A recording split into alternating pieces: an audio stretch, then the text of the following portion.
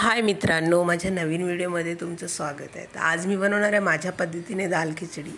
त्यासाठी मी पाव किलो तांदूळ आणि मुगाची डाळ घेतली 50 ग्रॅम आणि वाटाणे गाजर घेतलेत, एक टोमॅटो चिरून घेतला, एक कांदा, कोथिंबीर, कढीपत्ता आहे आणि हिरव्या मिरचीचं वाटण आहे। हिरवी मिरची, लसूण आणि अद्रक वाटून घेतलेले मी फक्त।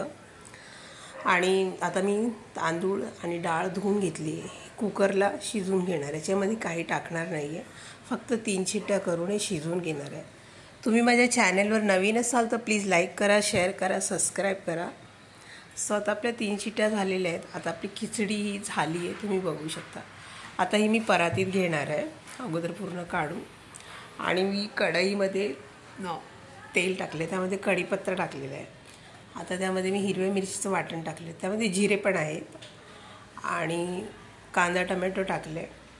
आता मी मीठ टाकले, थोडंसं हळद टाकली, अर्धा चमचा।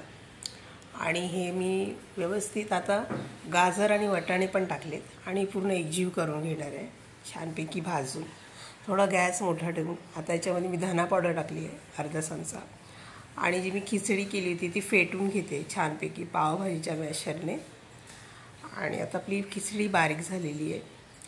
स्वतः आपले कांदा टोमॅटो हे सगळं बारीक झालेलं आहे, तुम्ही बघू शकता। आता जी खिचडी मी फेटली होती ती टाकणार आहे आणि वरून कोथिंबीर टाकणार आहे। आणि मला दाल खिचडी थोडी पातळ हवी होती, सो मी थोडं पाणी ॲड केलं त्याच्यामध्ये। आता ही मी एक 10 ते 15 मिनटं मी अशी शिजू देणार आहे छानपैकी। आणि बघू शकता तुम्ही, अशा पद्धतीने मी खिचडी बनवली आहे। सो व्हिडिओ आवडला तर प्लीज लाईक करा, शेअर करा, सबस्क्राईब करा। माझ्या चॅनलला तुम्ही नवीन असाल तर प्लीज कमेंट करून नक्की सांगा आणि प्लीज सबस्क्राईब नक्की करा। थँक्यू।